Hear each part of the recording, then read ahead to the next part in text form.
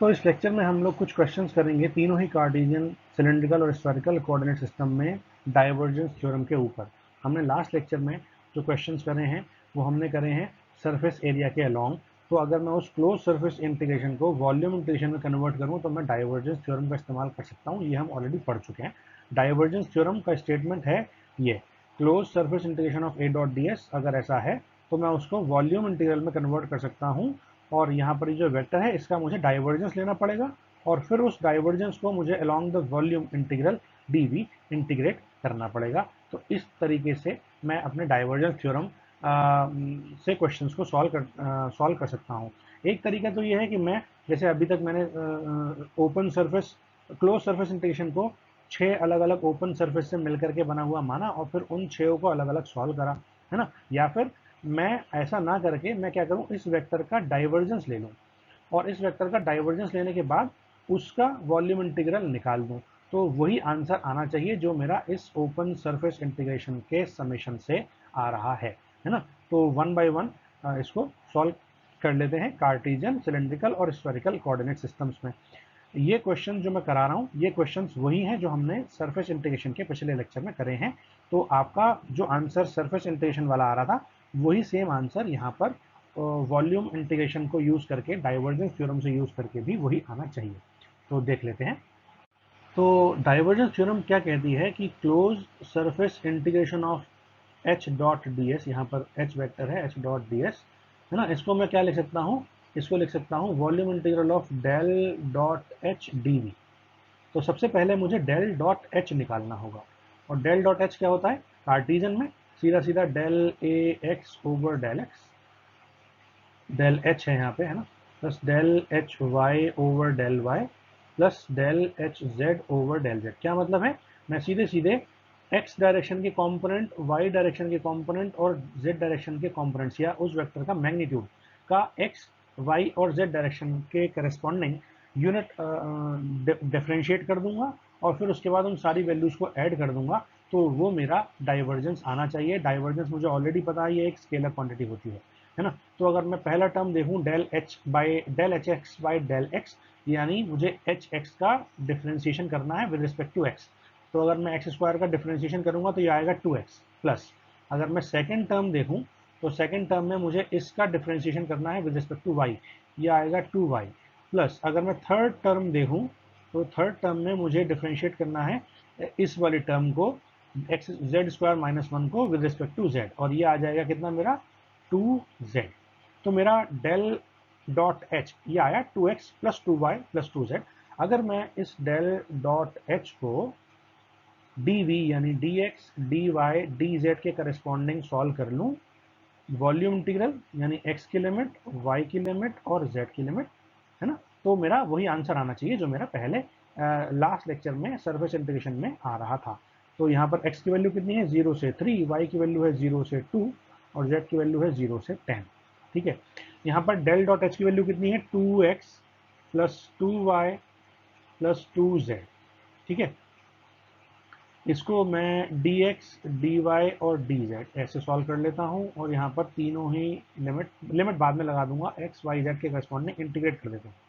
सबसे पहले अगर मैं 2x को इंटीग्रेट करूँ तो 2x को x के करस्पॉन्डिंग इंटीग्रेट करूंगा, ये आएगा 2x स्क्वायर बाई 2। ठीक है, प्लस अगर मैं 2y को x के करस्पॉन्डिंग इंटीग्रेट करूंगा ये आएगा 2xy, और अगर मैं 2z को इंटीग्रेट करूंगा तो ये आएगा 2xz। ये मैंने केवल x के करस्पॉन्डिंग इंटीग्रेट कर दिया, y और z मुझे अभी करने हैं, है ना। और x के करस्पॉन्डिंग जब मैंने इसको सॉल्व कर लिया तो अल्टीमेटली मैं यहाँ पर इसकी लिमिट लगा सकता हूँ 0 से लेके 3, यहाँ पे भी लिमिट लगा सकता हूँ 0 से लेके 3 और यहाँ पे भी लिमिट लगा सकता हूँ 0 से लेके 3, है ना। तो अगर आप इसको सॉल्व करो तो ये क्या आएगा, ये आना चाहिए आपका 2 से 2 कैंसिल कर सकते हैं, x square that means 3 square यानी 9, है ना, माइनस 0 ऐसे रहने देते हैं, प्लस ये हो जाएगा 2 इंटू एक्स यानी 6y, है ना, प्लस अगला वाला है 2 इंटू एक्स यानी 2 इंटू 3 यानी ये हो जाएगा 6 इंटू जेड। और अब मुझे इसको सॉल्व करना है y और z के करस्पॉन्डिंग, यहाँ पर y और z की लिमिट्स लग जाएंगी। ठीक है, अब हम y के करस्पॉन्डिंग सॉल्व कर लेते हैं तो 9 into Y 0 to 3 plus 6 into Y square by 2, sorry 0 to 2 है, 0 to 2 plus 6 into Y into Z 0 to 2। और ये इंटीग्रेशन जो बचा, अब मुझे z के करस्पॉन्डिंग इसको इंटीग्रेट और करना है एक बार। ठीक है, मुझे बताओ ये कितना आया, 9 इंटू वाई, मतलब 9 इंटू वाई यानी 18 है ना, प्लस ये हो जाएगा 3 टाइम्स, तो 3 इंटू वाई स्क्वायर यानी 3 इंटू 4, प्लस ये हो जाएगा 6 इंटू 2 12 जेड डी जेड। इसको मुझे z के करस्पॉन्डिंग इंटीग्रेट करना है, z की लिमिट 0 से लेकर के 10 तक। ठीक है, तो यहां तक हम ऑलरेडी सॉल्व कर चुके थे, है ना। अब मुझे इसको z के करस्पॉन्डिंग एक बार और इंटीग्रेट करना है। तो जब z के करस्पॉन्डिंग इंटीग्रेट करूंगा, ये आएगा 18 इंटू जेड, लिमिट आ जाएगी 0 से 10। ये आ जाएगा 12 इंटू जेड, लिमिट आ जाएगी 0 से 10। और ये आ जाएगा 12 into z square upon 2, limit आ जाएगी 0 से लेके 10। ठीक है, इसको हम सॉल्व कर लेंगे तो ये आ जाएगा 18 इंटू 10 प्लस 12 इंटू 10 प्लस 2 6 जा, है ना, और ये हो जाएगा 6 इंटू जेड स्क्वायर मतलब 100। ठीक है, so this will be 180 plus 120 plus 600, that means 180 plus 120, ये आएगा 300 plus 600, this will be 900। Clear है, and this is the answer. समझ में आ गया। तो नेक्स्ट क्वेश्चन है हमारा, इसमें सिलेंड्रिकल कोऑर्डिनेट सिस्टम में एक वेक्टर गिवन है h, और मुझे इस वेक्टर को डाइवर्जेंस थ्योरम का इस्तेमाल करके close surface integration of h dot ds निकालना है। डाइवर्जेंस थ्योरम अगर मैं सिलेंड्रिकल कोऑर्डिनेट सिस्टम में देखूं तो डाइवर्जेंस मुझे पता होना चाहिए। डाइवर्जेंस निकालने के लिए हम क्या करते हैं, हम इस एक्सप्रेशन का इस्तेमाल करते हैं। अगर मेरे पास एरो कॉम्पोनेंट है तो मैं उसकी रो से मल्टीप्लाई करके डिफ्रेंशिएट करता हूँ विद रिस्पेक्ट टू रो, और फिर 1 बाई रो से डिवाइड कर देता हूँ, तो ये मेरा रो के करस्पॉन्डिंग वाला कंपोनेंट आ जाता है। सिमिलरली अगर मेरे पास फाई कंपोनेंट है तो मैं उसको सिंपली डिफ्रेंशिएट कर देता हूँ partially with respect to phi, और 1 बाई रो से डिवाइड कर देता हूँ। और तीसरा z अगर मेरे पास है तो z मैं सीधे सीधे उसको लीनियरली डिफ्रेंशिएट कर देता हूँ ए जेड को विद रिस्पेक्ट टू z। ठीक है, अब यहाँ पर देखो आप ध्यान से, यहाँ पर मेरे पास ये तो एरो कैप है, arrow vector, arrow sorry arrow vector A का मैग्नीट्यूड या वेक्टर एच का मैग्नीट्यूड एच रो है ना। और यहाँ पर ये जो दे रखा है रो कॉस स्क्वायर फाई, ये क्या है, ये है एच वेक्टर का मैग्नीट्यूड जेड डायरेक्शन में, यानी एच जेड। तो अल्टीमेटली मेरे को यहाँ पर दो चीज़ें निकालनी है, एक तो ये और एक ये, है ना। ये मैं नहीं निकालूंगा, ये इसलिए नहीं निकालूंगा क्योंकि मेरे इस वेक्टर के अंदर फाई का कोई कंपोनेंट है ही नहीं, ए फाई या H phi is zero in this particular vector, तो मैं इसको नहीं निकालूंगा। ठीक है, इसको निकालने की मुझे कोई ज़रूरत नहीं है। तो मैं दो चीज़ें निकालूंगा, एक डेल डॉट ए को निकालने के लिए मेरा एक्सप्रेशन जो हो जाएगा वो हो जाएगा 1 by del rho of rho A rho. ठीक है, plus del A Z by del Z. अब आप ध्यान से देखो, सबसे पहले मैं ये वाला पोर्शन निकाल लेता हूँ। ठीक है, तो इसमें क्या कर रहा हूँ मैं, इसमें मैं रो ए रो का डिफ्रेंसिएशन कर रहा हूँ with respect to rho partially. ठीक है, सबसे पहले मुझे ये निकालना है, तो ये क्या होगा, ये होगा del by del rho of कितना, 2 rho Z square into rho, है ना। रो और रो मिलकर के हो जाएगा रो स्क्वायर, यानी मुझे अगर इसको सॉल्व करना है तो अल्टीमेटली मुझे क्या सॉल्व करना है, del by del rho of 2 rho square Z square. ठीक है, मुझे ये सॉल्व करना है। अब सॉल्व कर लेते हैं, del by del rho of क्या सॉल्व करना है, 2 रो स्क्वायर जेड स्क्वायर। जब मैं पार्शियली डिफ्रेंशिएट करूंगा विद रिस्पेक्ट टू रो इस पूरे टर्म को, है ना, इस पूरे टर्म को, तो मेरे पास क्या आएगा, ये आ जाएगा 4 रो जेड स्क्वायर, है ना। और मुझे इस टर्म में 1 बाई रो, यानी ये 1 बाई रो की मल्टीप्लाई कर देनी है, तो 1 बाई रो की मल्टीप्लाई करूंगा, यानी 1 बाई रो की मल्टीप्लाई करूंगा, 1 बाई रो की मल्टीप्लाई करूंगा, 1 बाई रो की मल्टीप्लाई करूंगा अगर मैं, तो सीधे सीधे रो से डिवाइड कर दो, रो से रो कैंसिल। ठीक है, this will B 4 z square. ठीक है, नाउ ये टर्म तो आ गई मेरी 4 जेड स्क्वायर। अब del A z by del z भी निकाल लेते हैं। Del A z by del z क्या होगा, del A z by del z मतलब del by del z of A z, और ए जेड क्या है, रो कॉस स्क्वायर फाई, यहाँ पर इन दोनों टर्म में z का कोई भी कॉम्पोनेंट नहीं है, that means this will B by default 0। तो डेल डॉट ए आपका क्या आ गया, डाइवर्जेंस आ गया आपका, डेल डॉट ए नहीं डेल डॉट एच होगा यहाँ पे, ठीक है, डेल डॉट एच क्योंकि वेक्टर एच है ना। तो डेल डॉट एच क्या आ गया मेरे पास, डेल डॉट एच की वैल्यू आ गई सीधे सीधे 4z²। अब इस 4z² को मुझे क्या करना है, इस 4z² को इंटीग्रेट कर देना है with respect to d rho d rho d phi d Z यानी वॉल्यूम, ठीक है। तो कर लेते हैं, डेल डॉट एच की वैल्यू आई मेरे पास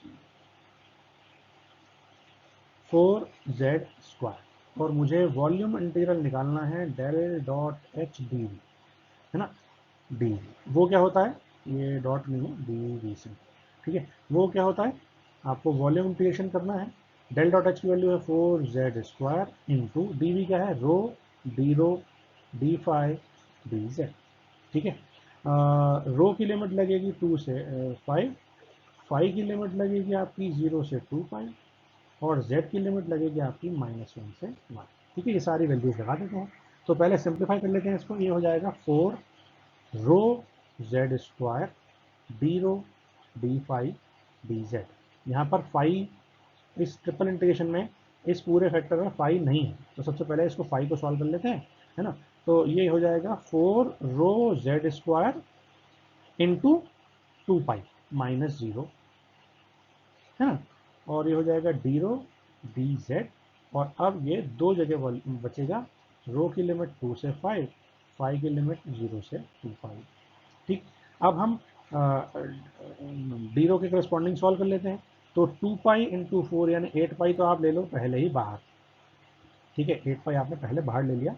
और रो के करस्पॉन्डिंग जब मैं इंटीग्रेट करूंगा ये हो जाएगा रो² / 2, लिमिट लगा देंगे 2 से लेके 5 इंटू जेड के करस्पॉन्डिंग अगर मैं इंटीग्रेट करूंगा तो हो जाएगा z³ / 3 और लिमिट लगा दूंगा -1 से 1, ठीक है। जब मैं इसको सॉल्व करूंगा तो ये हो जाएगा 8 पाई इंटू 125 -4, है ना, डिवाइड बाई 2 इंटू अपॉन 3 तो है ना, 1 -1, ठीक है, क्योंकि 1 का क्यूब 1 और -1 का क्यूब -1, तो ये एज इट इज यहाँ पर आ जाएंगे, ठीक है।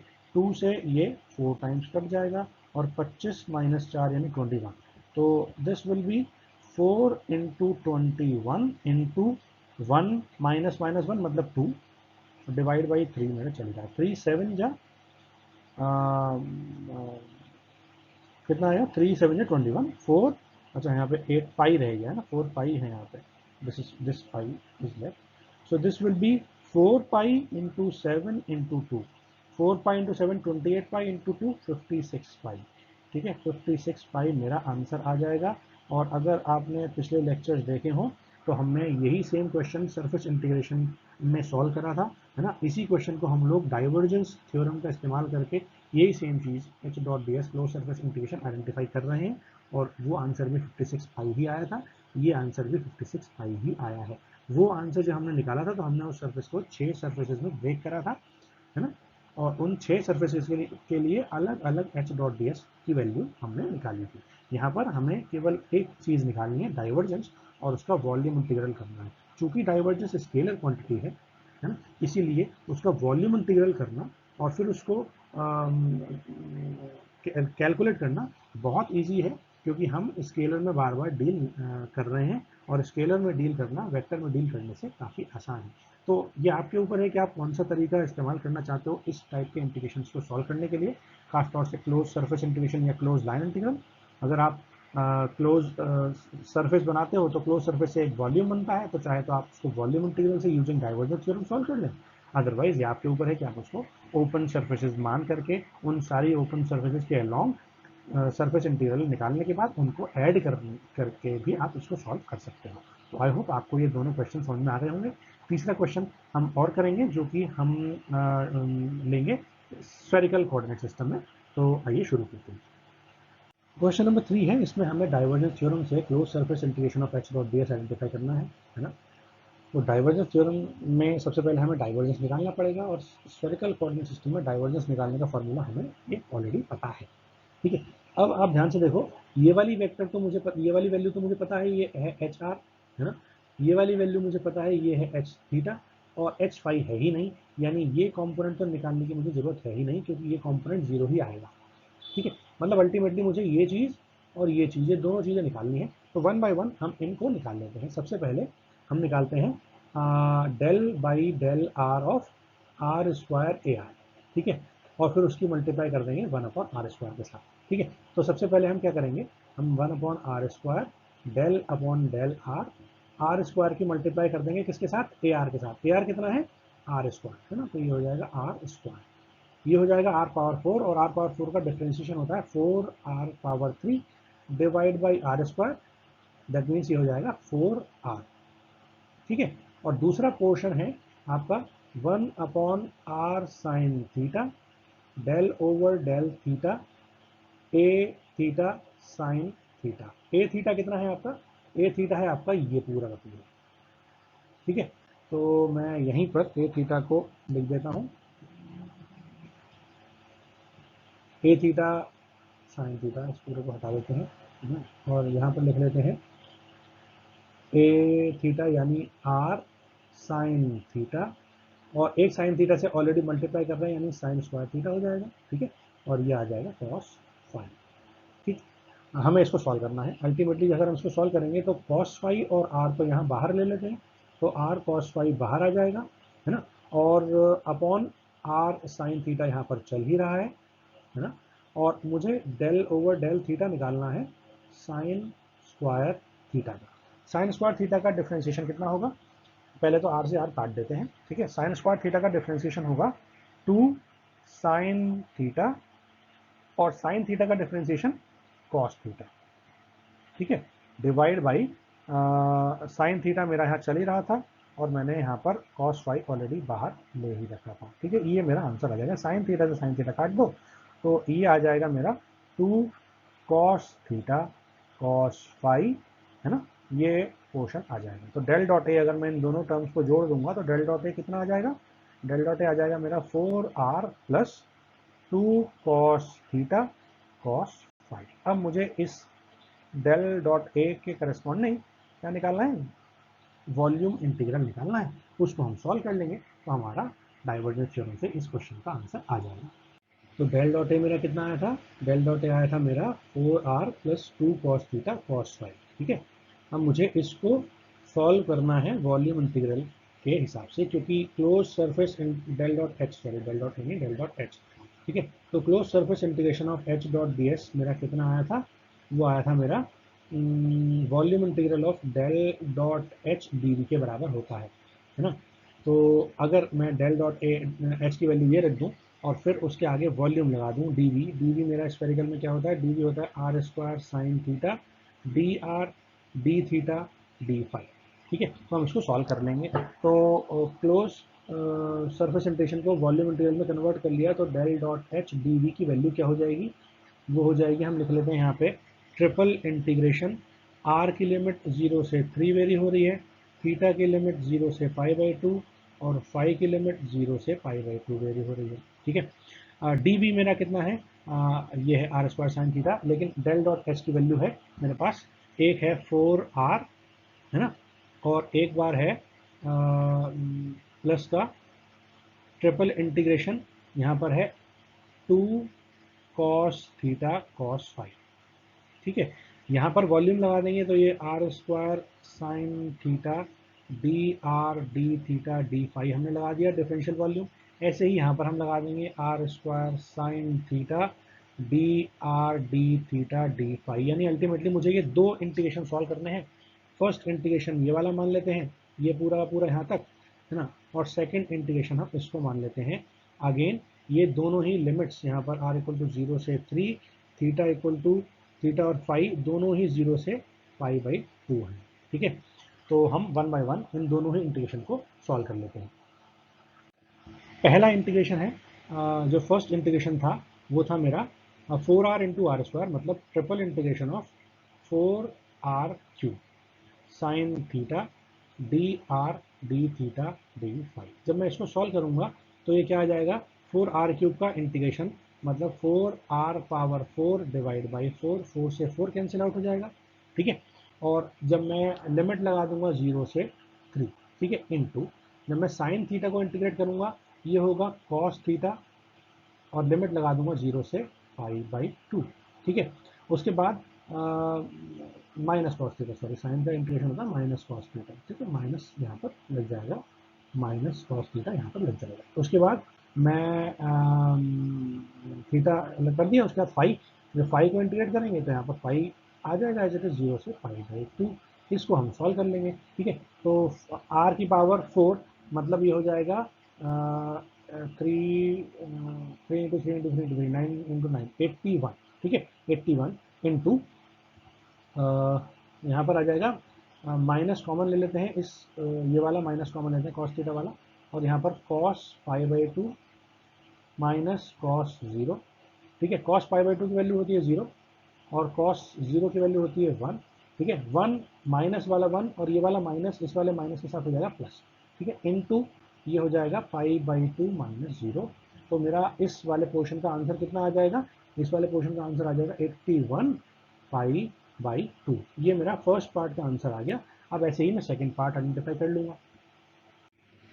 सेकंड पार्ट क्या था मेरा, सेकंड पार्ट था triple integration 2 cos theta cos phi r square sine theta d R d theta d phi, है ना। लिमिट्स हम लगा लेंगे बाद में।